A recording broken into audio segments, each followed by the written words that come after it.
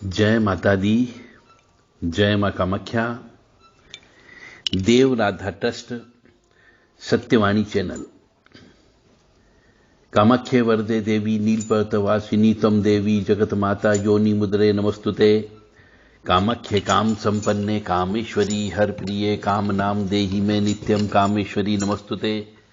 कामदे काम रूपस्ते सुभगे सुर सेविते करोमि दर्शन देव्यम सर कामार सिद्धयेत। ओम महेशानी महामाये चामुंडे मंडमालिनी आयु आरोग्य ऐश्वर्य देहि में देवी परमेश्वरी। देव राधा ट्रस्ट सत्यवाणी चैनल से आज आप हमारे पुराणों में बहुत से ऐसे कहानियां दी गई है जिनके बारे में हम सोच भी नहीं सकते। इतनी उच्च स्तर की कहानियां दी गई है। अब ये किस तरीके से दी गई, समझने का तरीका अलग अलग हो सकता है। इसी रहस्य के बारे में हम आज आपसे बहुत विस्तृत चर्चा करेंगे। ज्ञान की बात है, इसलिए सुनना चाहिए, समझना भी चाहिए, ताकि आपके ज्ञान के चक्षुषु खुल सके। हमारे पुराण में 16 मनुष्य ऐसे हैं जिनका जन्म माता पिता के वीर्य के संयोग से नहीं हुआ है। अब आप कल्पना करो हिंदू सनातन धर्म की, कि क्या बिना पति पत्नी के मिले या बिना स्त्री पुरुष के मिले क्या बच्चा पैदा हो सकता है? परंतु बच्चा पैदा हुए हैं। यही इस कहानी का खास चीज है हमारे पुराणों में। अब आप कल्पना करिए कि कैसे उत्पन्न हो सकता है कि बिना पति पत्नी या बिना स्त्री पुरुष के मिलन के क्या बच्चा उत्पन्न हो सकता है, कोई जीव उत्पन्न हो सकता है? तो दुनिया का सबसे पुराना धर्म सनातन धर्म, इसमें बहुत से ग्रंथ हैं, उसमें ऐसी कथाएं वर्णित है जिसमें कहा गया है कि इन सभी का जन्म स्त्री पुरुष के मिलन से नहीं हुआ। अब हम एक एक करके आपको समझाने का प्रयास करेंगे, बताने का प्रयास करेंगे, परंतु देखिए कल्पना के बाहर की बात है। कोई भी साइंटिस्ट भी होगा या कितना भी चिंतक हो, विचारक हो, वह भी इसके ऊपर सोचेगा तो उसे समझना बहुत भारी पड़ेगा।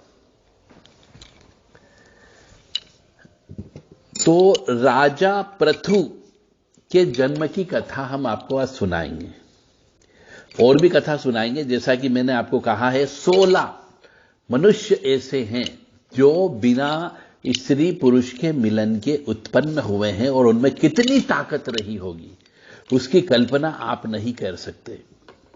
तो राजा पृथु के जन्म की कथा सुनिए। सबसे पहले कि पृथु एक सूर्यवंशी राजा था जो वेन नामक मनुष्य के, वेन नामक जो थे उनके पुत्र थे। स्वयंभू मनु के वंशज राजा का अंग का विवाह सुनीता नामक स्त्री से हुआ, ऐसा पुराण कहता है, और वेन उनका पुत्र हुआ, और वह पूरी इस धरती का एकमात्र राजा था। और जैसे ही वो सिंहासन पर बैठा उसने सभी यज्ञ कर्म बंद करवा दिए, मतलब राक्षसी प्रवृत्ति उसके अंदर थी। तब ऋषि मुनि जो बहुत जागृत थे उस समय के, उन्होंने अपने मंत्रों के माध्यम से, मंत्र में पावर होती है इसलिए मंत्र जप करने का बोला जाता है। तो जो मनुष्य जितना ज्यादा मंत्र जप करता है उसके पास उतनी ज्यादा पावर आती है, स्पिरिचुअल पावर आती है।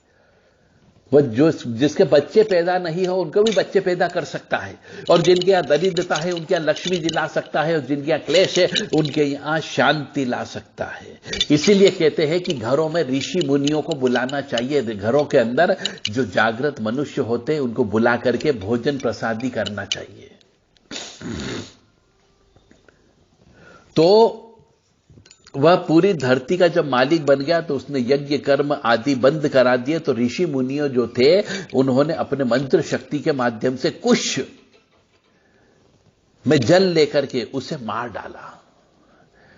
अब जो भी मनुष्य राक्षसी प्रवृत्ति का हो जाता है उसे मार डालने में कोई किसी प्रकार का दोष नहीं लगता है। इसीलिए यदि आपका कोई दुश्मन, यदि आपके ऊपर, आपके परिवार के ऊपर, आपके व्यवसाय के ऊपर, आपकी जमीन के ऊपर, आपकी स्त्री के ऊपर बार बार हमला करता हो, तो ऐसे मनुष्य को जान से मारने पर कोई हत्या का दोष नहीं लगता है।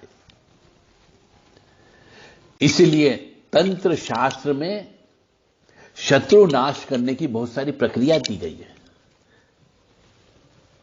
तो आप भी मंत्र जप करके शत्रु नाश कर सकते हो। शत्रु नाश करने के लिए कुछ विशेष मंत्र होते हैं, उन मंत्रों का आप जप करें, हवन करें, तप करें और अपने शत्रुओं का स्वयं नाश करें। ये इस कहानी से पता लगता है।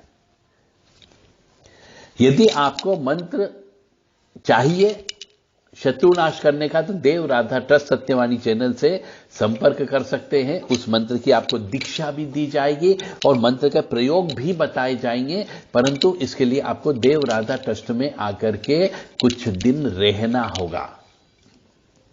इसका प्रशिक्षण दिया जाता है।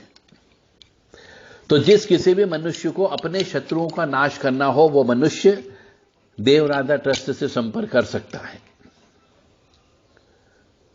अब ऋषि मुनियों ने अपने मंत्रों के माध्यम से कुश पर जल लेकर के उसे मार डाला, लेकिन सुनीता यानी जिससे उसका विवाह हुआ था उस स्त्री ने अपने उसका शव को संभाल करके रखा। राजा के अभाव में पृथ्वी पर पाप कर्म बढ़ने लगा। यह स्वाभाविक बात है। यदि किसी देश में राजा ही नहीं रहेगा तो लूट खसोट चोरी चमाटी सब कुछ होगा। इसलिए राजा का होना अनिवार्य होता है। मतलब एक कहानी से बहुत सारी सीखने को मिलती है। एक घर का मालिक यदि मर जाता है तो किसी न किसी को दूसरे को मालिक बनना ही पड़ता है, और यदि मालिक नहीं बनते तो वो घर छिन्न भिन्न हो जाता है। बेटे बेटियां पोते पोती अपने मर्जी से चलने लगते हैं और एक समय के बाद में वंश का नाश हो जाता है। तो राजा के अभाव में पृथ्वी पर पाप कर्म बढ़ने लग गया। तब ब्राह्मणों ने मृत राजा जो वेन की भुजाओं का मंथन किया, जिसके स्वरूप स्त्री पुरुष का जोड़ा प्रकट हुआ। अब आप सोचिए कि जो राजा मर चुका था, ऋषि मुनि के मंत्रों के माध्यम से कुश पर उन्होंने जल रख करके उसके ऊपर डाल दिया, जिससे वह मर गया। मंत्रों में इतनी ताकत होती है। और उसी के शव को उसकी मां ने संभाल करके रखा। फिर ब्राह्मणों ने उसी राजा वेन के भुजाओं का मंथन किया। यानी सोचिए उसके मृत शरीर में कितनी ताकत होती है कि उसका मंथन करने से दो स्त्री पुरुष, मतलब एक स्त्री और एक पुरुष का जोड़ा प्रकट हो गया बिना स्त्री पुरुष के मिलन के। कितनी बड़ी बात बोल दी। मतलब उस जमाने के जो राक्षस भी हुआ करते थे उनके शरीर में कितनी ताकत हुआ करती थी कि मरने के बाद भी उनके शरीर का यानी भुजाओं का केवल मंथन करने पर एक स्त्री और एक पुरुष का जोड़ा प्रकट हुआ। तो पुरुष का नाम पृथु था तथा स्त्री का नाम अर्ची हुआ। अर्ची पृथु की पत्नी हुई। पृथु पूरी धरती के एकमात्र राजा बन गए। पृथु ने ही उबड़ खाबड़ धरती को जोतने योग्य बनाया, नदियों पर्वतों झरनों आदि का निर्माण किया। राजा पृथु के नाम से ही इस धरा का नाम पृथ्वी पड़ा। अब यह भी समझ में आ गया हो कि इस पृथ्वी को हम पृथ्वी क्यों कहते हैं, क्योंकि राजा पृथु ने ही इसको बनाया है अच्छे से, इसलिए इस पृथ्वी का नाम पृथ्वी पड़ा, पृथु के द्वारा बनाने की वजह से। मनु, ये दो ऐसे थे जो बिना स्त्री पुरुष के मिलन के उत्पन्न हुए। पृथु पुरुष और आर्ची स्त्री, ये दोनों जो है राजा वेन की मृत शरीर की भुजाओं के मंथन से उत्पन्न हुए। अब आप कल्पना करिए, सोचिए, विचारिए, मंथन करिए कि क्या भुजा का मृत शरीर को भी यदि मंथन किया जाए, उसका हिलाया डुलाया जाए, तो क्या उससे ऐसे पुरुष उत्पन्न हो सकते हैं? अब हम आपको दूसरी कहानी की ओर लेकर के चलते हैं। मनु व शतरूपा का जन्म कैसे हुआ? धर्म ग्रंथों के अनुसार मनु व शतरूपा इस सृष्टि के प्रथम मानव माने जाते हैं। इन्हीं से मानव जाति का आरंभ हुआ, ऐसा हमारे शास्त्र कहते हैं। तो मनु का जन्म भगवान ब्रह्मा के मन से हुआ। अब आप सोचिए कि ब्रह्मा जी ने मन से मनु का जन्म कर दिया, और मनु का उल्लेख ऋग्वेद में भी आता है, और वह मानव जाति के आदि पिता के रूप में माने जाते हैं। इन्हें आदि पुरुष भी कहा गया है। तो वैदिक संहिताओं में मनु को ऐतिहासिक व्यक्ति माना गया। ये सर्वप्रथम मनुष्य थे जो मानव जाति के पिता तथा सभी क्षेत्र में मानव जाति के पथ प्रदर्शक रहे हैं। और मनु का विवाह ब्रह्मा के दाहिने भाग से उत्पन्न शतरूपा नामक स्त्री से हुआ। अब देखिए, एक तो ब्रह्मा जी के मन से उत्पन्न हुआ तो मनु हो गया, और दूसरा स्त्री जो उत्पन्न हुई है वह ब्रह्मा जी के दाहिने भाग से उत्पन्न हुई। यह दोनों भी बिना स्त्री पुरुष के मिलन के उत्पन्न हुए हैं। अब कल्पना करिए, क्या ऐसा संभव है? हो सकता है। आगे साइंस अभी काम कर रहा है कि मन से ही मनुष्य की उत्पत्ति हो जाएगी, स्त्री पुरुष मिलन की आवश्यकता ही नहीं होगी। और इसी मनु के माध्यम से ही मनु स्मृति नाम से एक किताब भी बनी, और मनु स्मृति में बहुत सारी ज्ञान से संबंधित बातें दी गई है। धर्म ग्रंथ से संबंधित बहुत बारीक बारीक बातें इसके अंतर्गत दी गई है। अब ध्रुव उतानपात पैदा हुआ, वह इन्हीं का पुत्र था। और स्वयंभू शास्त्र के अनुसार पिता की संपत्ति में पुत्र पुत्री का समान अधिकार है, ये हमारे शास्त्र कहते हैं। इनको धर्मशास्त्र का और मनु को अर्थशास्त्र का आचार्य माना जाता है। मनु स्मृति में सनातन धर्म को आचार संहिता से जोड़ दिया गया है। तो ये दो और ऐसे थे जिनको कि बिना स्त्री पुरुष के उत्पन्न हुए। यानी पहले जो मैंने आपको बताया कि जो दो उत्पन्न हुए थे, किससे? शव से, ब्राह्मणों के द्वारा उसकी भुजाओं का मंथन करने से पृथु नामक पुरुष उत्पन्न हुआ, और आर्ची नामक स्त्री उत्पन्न हुई मृत शरीर के भुजाओं का मंथन करने से। और दूसरे दो जो उत्पन्न हुए स्त्री पुरुष, ऐसा बताया गया है कि मनु ब्रह्मा जी के मन से उत्पन्न हुए हैं, और शतरूपा नामक स्त्री ब्रह्मा जी के दक्षिण बाह से उत्पन्न हुई है।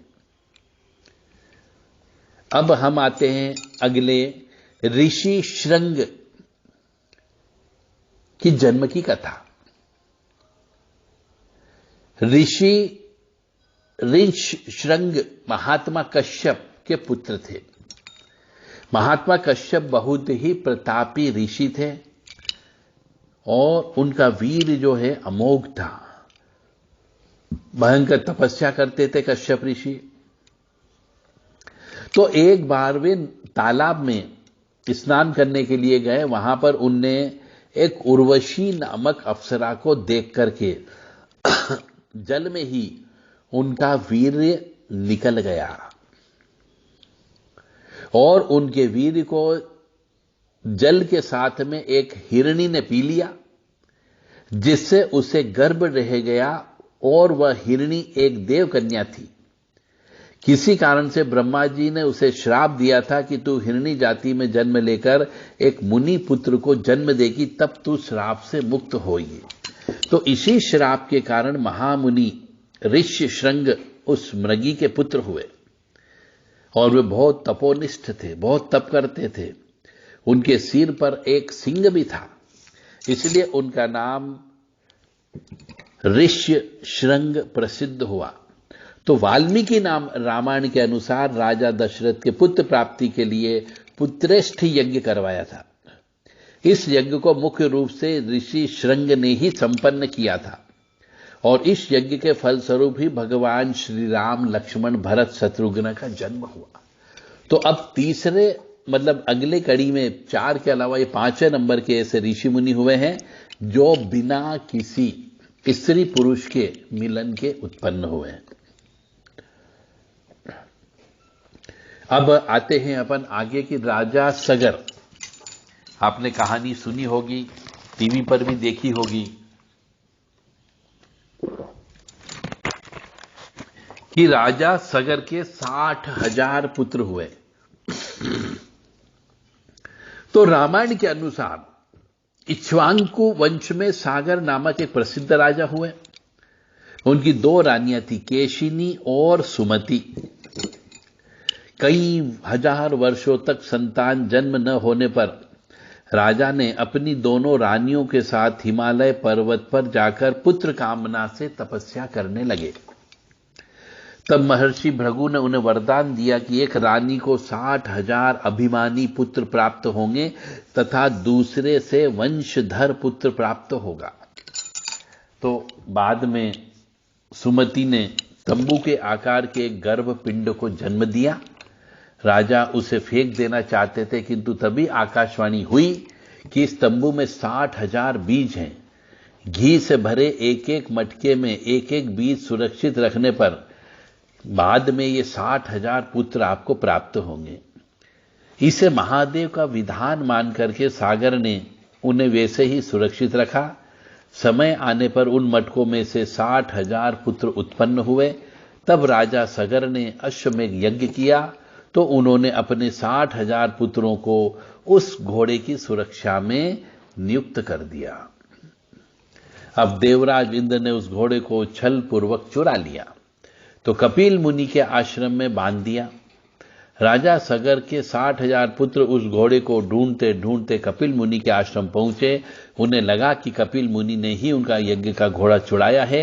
यह सोचकर उन्होंने कपिल मुनि का अपमान कर दिया और ध्यान मग्न कपिल मुनि ने जैसे ही अपनी आंखें खोली, राजा सगर के 60,000 पुत्र वहीं पर भस्म हो गए।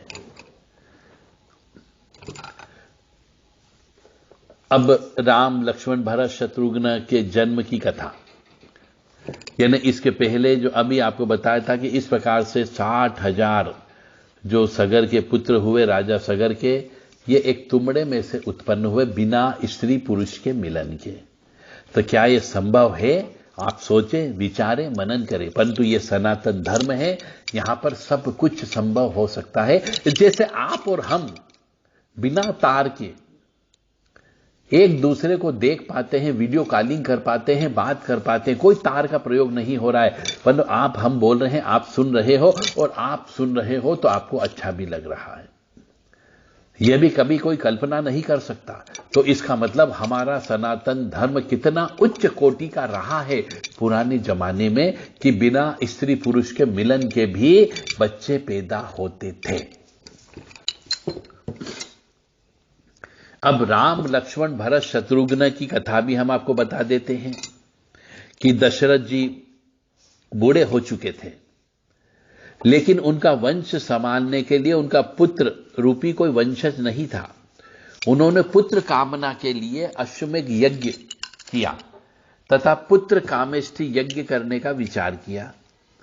उनके एक मंत्री सुमंत्र ने उन्हें सलाह दी कि वह यज्ञ अपने दामाद ऋषि श्रृंग या साधारण बोलचाल की भाषा में रिंगी श्रृंगी से कराए। दशरथ के कुल गुरु ब्रह्मश्री वशिष्ठ थे। वह उनके धर्मगुरु भी थे तथा धार्मिक मंत्री भी थे। उनके सारे धार्मिक अनुष्ठान की अध्यक्षता करने का अधिकार केवल धर्मगुरु को ही था। अतः वशिष्ठ मुनि से आज्ञा लेकर के राजा दशरथ ने श्रृंगी ऋषि को यज्ञ की अध्यक्षता करने के लिए आमंत्रित किया। श्रृंगी ऋषि ने दोनों यज्ञ भली भांति संपूर्ण करवाए। पुत्र कामेष्टि यज्ञ के दौरान यज्ञ वेदी से एक अलौकिक यज्ञ पुरुष या कह सकते हैं प्रजापत्य पुरुष उत्पन्न हुआ तथा दशरथ को स्वर्ण पात्र में नैवेद्य का प्रसाद प्रदान करके उसने कहा कि यह खीर अपनी रानियों को खिलाना है, जिससे आपके यहां पे पुत्र रत्न की उत्पत्ति होगी।